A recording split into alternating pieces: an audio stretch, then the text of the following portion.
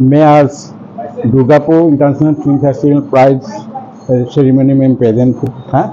अभी अभी रूम से निकाला। अभी मैंने बेस्ट एक्टर मिला मेल का।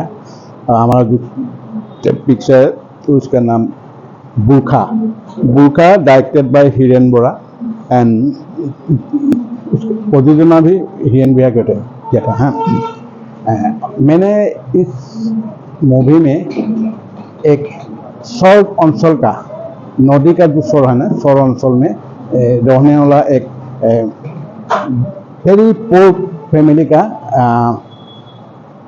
एक सदस्य था और पोर फैमिली का एक मेंबर था। वो मैंने कैसे जीवन स्ट्रगल किया था मैंने लाइफ स्ट्रगल सब इस मूवी में दिखाया जाता है।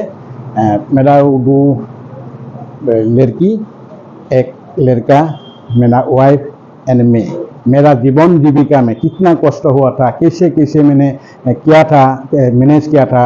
और सबसे बड़ा बात है कि गांव का आदमी ने शिक्षा के लिए, एजुकेशन के लिए कोई इंटरेस्ट नहीं दिया था।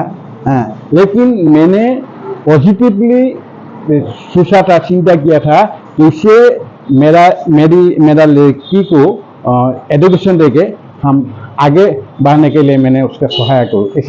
ऐसा भी मेरा कैरेक्टर था। Thank you.